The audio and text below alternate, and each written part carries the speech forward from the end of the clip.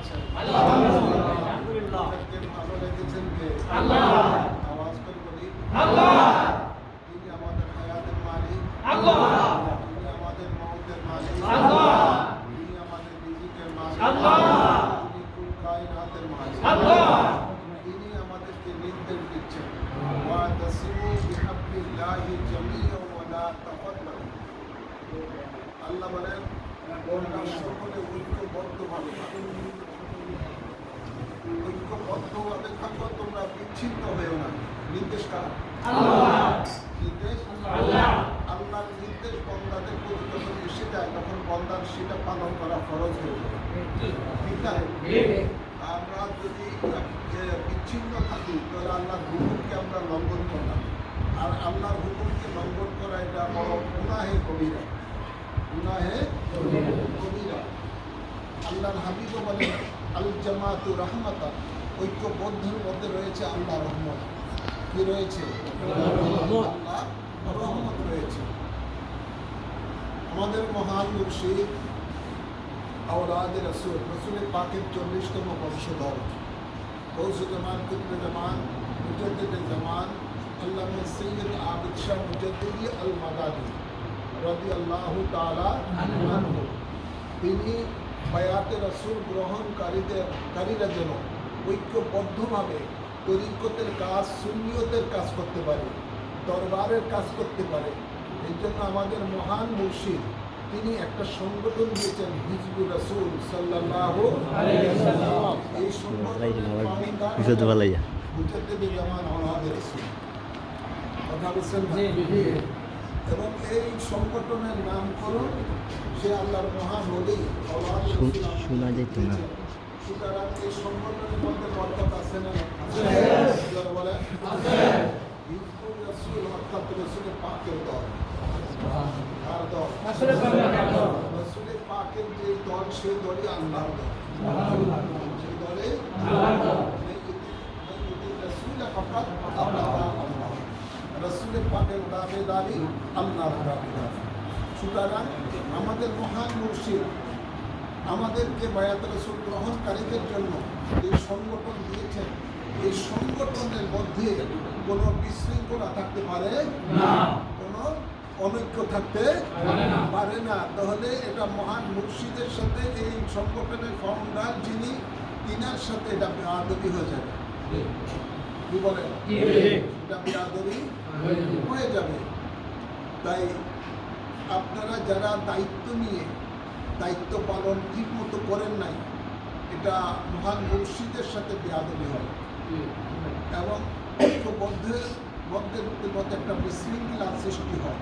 তাই আমি সকলকে বলবো, এখানে অনৈক্যের পিছনে কারণ হতে পারে এটাই, যারা নেতৃত্ব দিচ্ছেন আপনারা নিজকে স্পষ্ট করেন যে আমি এই দায়িত্ব নেওয়ার পরে আমি দায়িত্বটা যথাযথভাবে পালন করছি কিনা। যদি মনে করেন আপনার সাংসারিক ঝামেলার কারণে, ব্যবসায়িক কারণে বা বিভিন্ন কারণে আপনি যথাযথভাবে এটার হক, সংগঠনের হক আদায় করতে পারেন না, তাহলে আমি বলবো আপনি অনুগ্রহ করে মহান মুর্শিদ আওলাদে রাসূলের দিকে তাকিয়ে, আল্লাহ রাসূলের দিকে তাকিয়ে আপনি আপনার দায়িত্ব থেকে আপনি অব্যাহতি নিজেই নেন। নতুন যিনি দায়িত্ব, নতুন একজনকে বুঝিয়ে দেন যিনি যথাযথভাবে দায়িত্ব পালন করবেন। আপনি আপনার একজন সদস্য হয়ে কাজ করেন, এতেই আপনি মহান মুর্শিদের নজরের করব আপনার মধ্যে থাকবে। কথা বলছেন না? সমস্ত অনেকের নিয়মে হয়েছে নেতৃত্বে যারা আছেন তারা ঠিক মতো নেতৃত্ব দিতে পারেন না, এটা ওনাদের ব্যর্থতা। এই কারণেই সব কিছু এমন হচ্ছে। আমি এই একটা নসিহত করলাম। আর আরেকটা কথা হলো, এই হিজবুর রাসূল সাল্লাল্লাহু আলাইহি সাল্লাম কমিটি কেন করা হয়েছে, এটার উদ্দেশ্য কি, লক্ষ্য কি?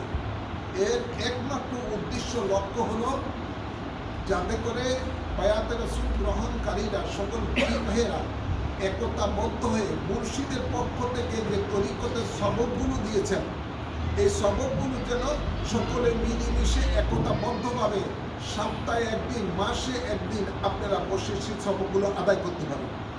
কথা বলছেন না?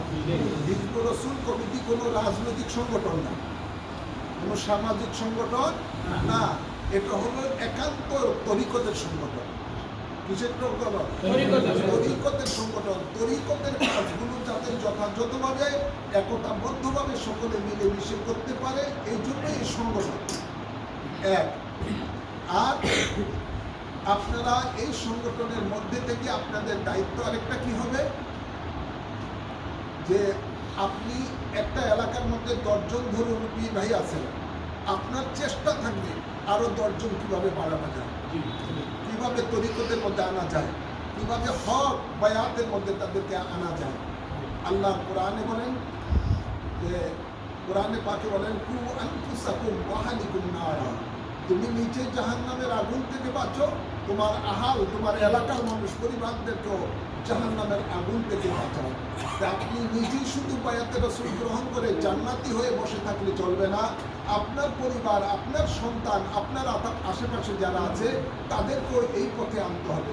আল্লাহ হাবিব বলেন, কেউ যদি একটা ভালো কাজের জন্য কাউকে বুঝায় এবং সেই পথে উৎসাহ দিয়ে আনে, তাহলে ওই লোকটা ভালো কাজ করে যত সওয়াব পেল, যিনি উৎসাহ দিয়েছেন তিনি সমপরিমাণ সওয়াব পাবেন।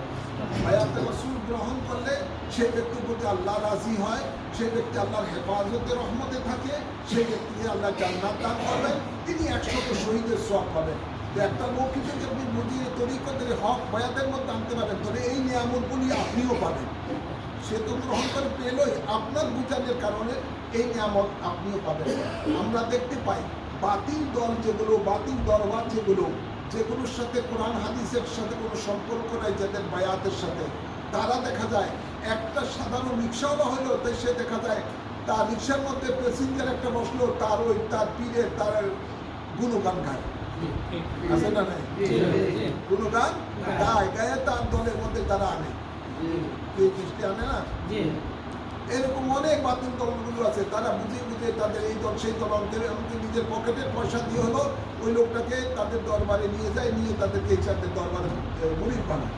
হ্যাঁ, এটা বাতিল দলের মধ্যে আছে। কিন্তু আপনারা হক দলের মধ্যে থেকে হক কোরআন সুন্নাহর আলোকে হক বায়াত গ্রহণ করার পরও আপনি চুপচাপ রয়েছেন, এটা আপনার একমাত্র সাংগঠনিক কর্মকাণ্ডের দূরদর্শিতার অভাবের কারণে এই সমস্যাটা দেখা দিল। তো আপনাদের এই সংগঠনের কাজ হলো আপনার সমাজের মধ্যে আরো 10টা পীর ভাই যেন বাড়ে, সেই দিকে আপনাকে কাজ করতে হবে।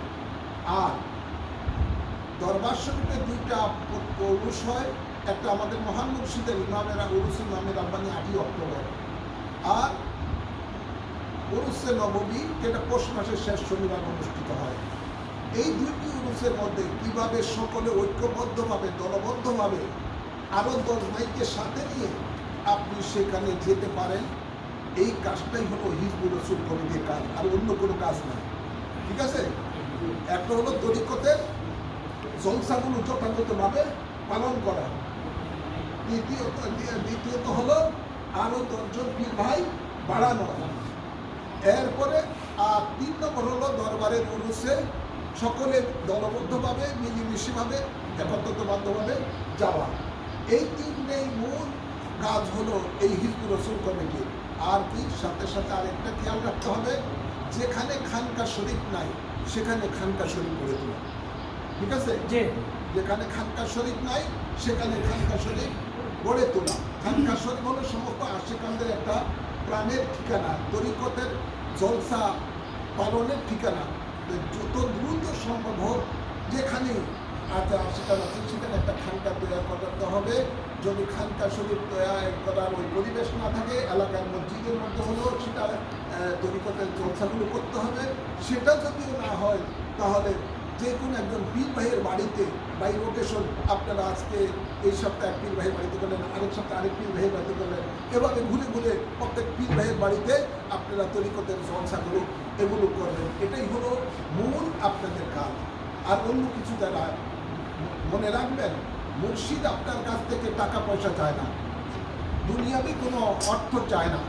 মুর্শিদ মুরিদের কাছ থেকে এটাই চায় যে মুরিদ যেন তার যথাযথভাবে তার তরিকতের স্বরূপগুলো পালন করে। আপনাদের মধ্যে অনেক রয়েছেন যে আজও পর্যন্ত তরিকতের সব 5 ওয়াক্ত নামাজের পরে কি ওজিফা করতে হবে আপনারা জানেন না।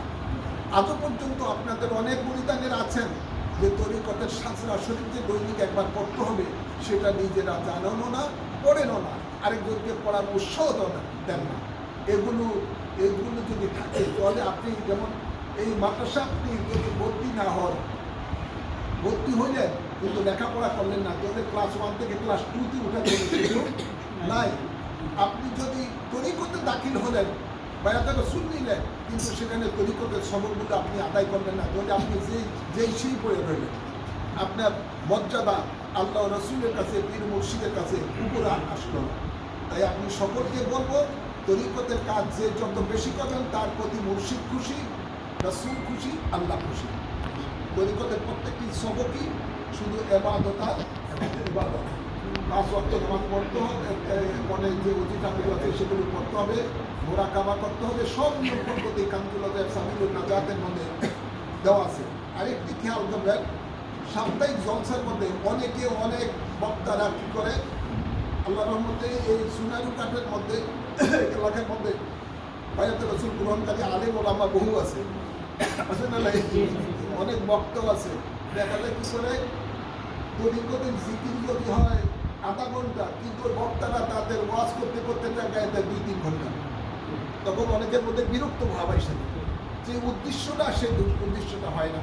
আপনারা দেখবেন বাতিল একটা আছে, এই যে তবলিগি দল, তাদের একটা এই দলের একটা বই আছে তবলিগি নেশা আছে না, তারা এই একজন সে সাধারণ শিক্ষক হোক, সাধারণ একটা ডাক্তার হোক, তাকে আমি বানিয়ে দেয়, আমিরে ওই তবলিগি নেশাবের একটা পাঠ পড়ে সকলের শুনে, কথা বলছেন, শোনার পরে তারপরে তারা যা আছে এগুলো করে। তা আপনাদের এরকমই যদি আপনাদের কারো যদি কিছু ওয়াজ শোনার কথা, বুঝার কথা, তরিকত সম্বন্ধে জানার ব্যাপারে, আকীদা সম্বন্ধে জানার ব্যাপারে অন্য কিছুর দরকার নাই, অন্য কোনো বক্তার আলোচনা শোনার দরকার নাই, আপনাদের জন্য দেওয়া আছে বায়ানে ইমামে রব্বানি। দেওয়া আছে বায়ানে ইমামে রব্বানি। এই সংগঠনের যিনি ফাউন্ডার সৈয়দ আবেদ শাহ মাদানী, ওনার বায়ান, ওনার কি বায়ান, উনি যে বায়ানগুলো দিয়েছেন এই বয়ানের উপরে আর কোনো বয়ান আছে নাকি? কোনো বক্তার বয়ানকে ওনার বয়ান থেকে আরো উন্নত মানের নেই, আর উন্নত মান হইতে পারে না। হুজুরের দরকার না। আপনারা যারা বাংলা শিক্ষিত আছেন এদের তবলিগের মধ্যে যদি হুজুর না পান, একজন বাংলা শিক্ষিত, আপনি ওখানে অনেকগুলো সাবজেক্ট আছে বায়ান ইমামে রব্বানির মধ্যে, অথবা বায়ানুন নাজাত, আমার লেখা আরেকটা বই আছে, সাবিলুন নাজাত, অনেকগুলো বই আছে এরকম, বা কানজুল আজাদ এগুলো আছে। যাই হোক, ওরকম থেকে একটা, যে কোনো একটা থেকে আপনি একটা চ্যাপ্টার পড়বেন, পড়ে উপস্থিত যারা আছে তাদেরকে শুনাইবেন। কথা বলতে অনেকে বাংলা পড়ে না বা পড়তে পারে কিন্তু সময়ের অভাবে ওই না বইটা পড়ার সুযোগও পায় না। তো জলসার মধ্যে বসে আপনি যদি আধা ঘন্টা একজনে দাঁড়িয়ে শুধু ওই বায়ানে ইমামে রব্বানির একটা পাঠ পড়ে শোনালেন, তাহলে সকলে সেগুলো বুঝলো, জানলো আলাপ আলোচনার মধ্যে যে মুর্শিদ কেবলা আমাদেরকে কী নির্দেশনা দিতেন। ওখানে আপনার আকীদার কথা আছে, ওখানে আমলের কথা আছে, আপনার যা যা দরকার সেগুলো দিক নির্দেশনা সেখানে দেওয়া আছে।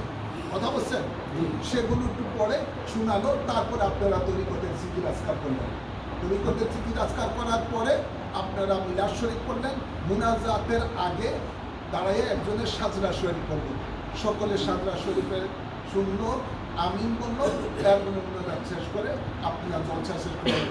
একটা জিনিস খেয়াল রাখবেন, বেশিক্ষণ লং করবেন না, মানে টাইম নিয়ে আপনারা জলসা করবেন না, তাহলে অনেকে দেখা যায় বিরক্ত বোধ হয়ে যায়, আর অনেকের কাজ টাজ থাকে।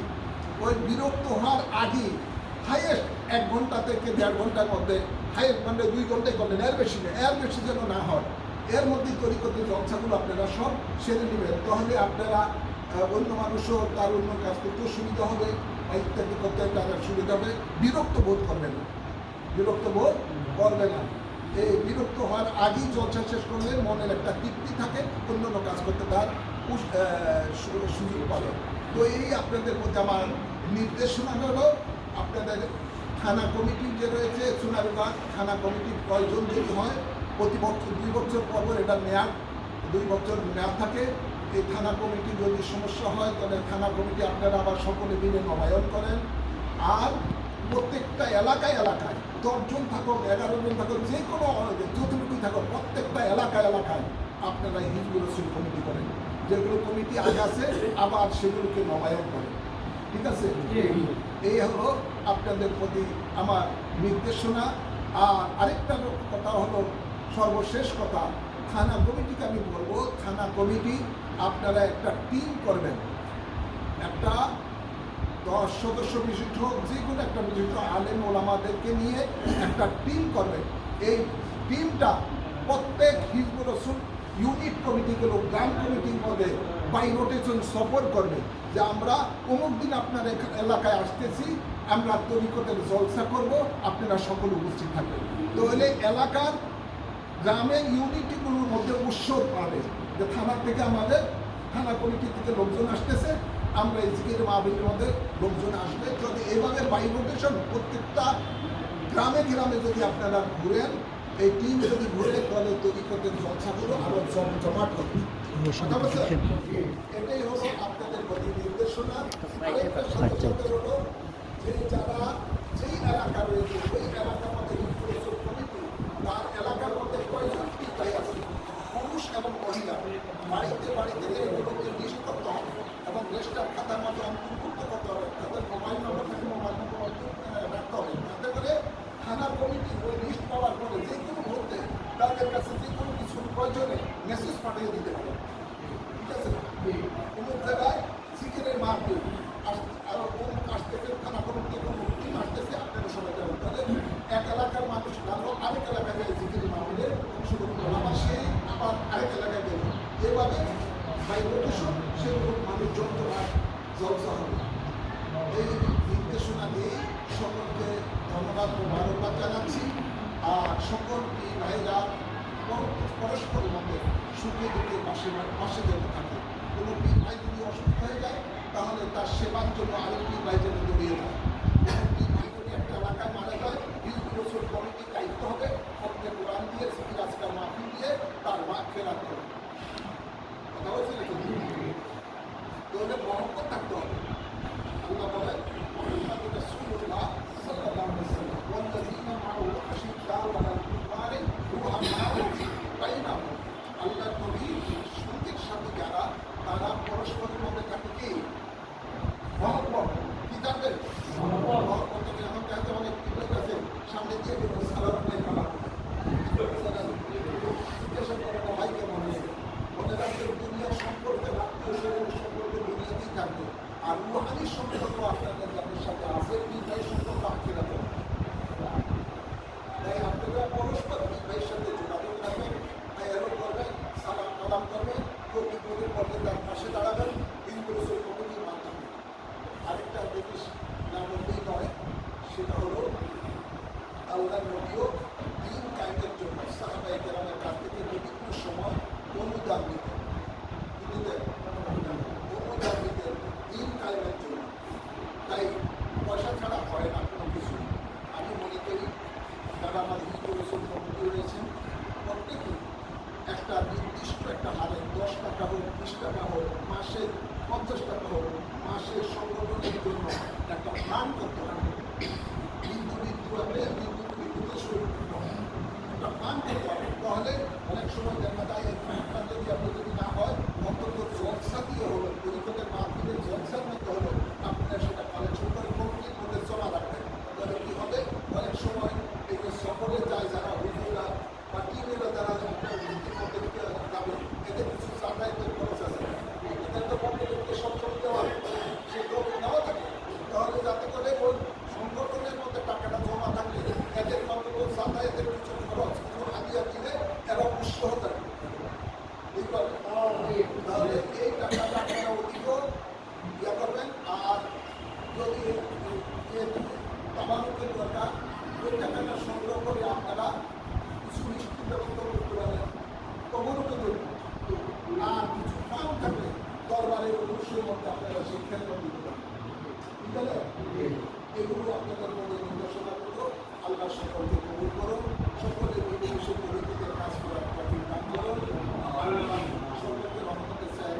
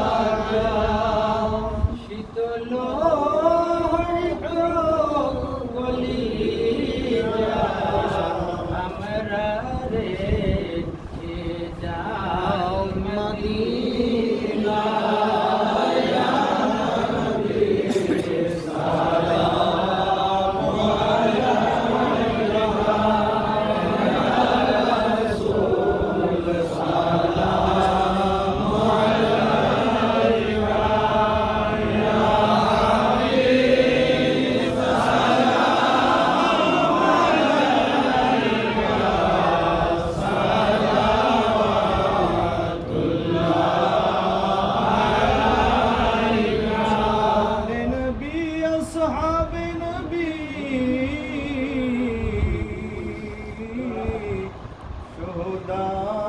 শুহদায়ে কেরাম ভুলে বাগে সালাত পেলা গো সালাম মুস্তাফা জানে রহমত পেলা গো সালাম শমে বজ মে হেদায়ত পেলা গো সালাম দিদে zaman İmam-ı Sakalayn Seyyid Abd Şah Al-Madani Hadi Peşvare Ahl-i Sünnat Bela Salam Mustafa Cane Rahmat Bela Salam Şam'e Bozme Hidayet Bela Salam Cahide Dina Millat Avlad-ı Resul Bahadur Şah Sayyidi Murşidi Sayyidi Murshidi দেবে লাখো সালাম মুস্তফা জানে রহমত পেলা কো সালাম শমে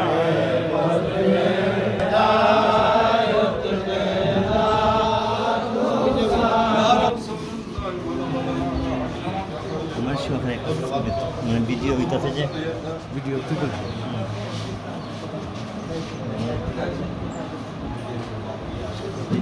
বন্ধ হইলেন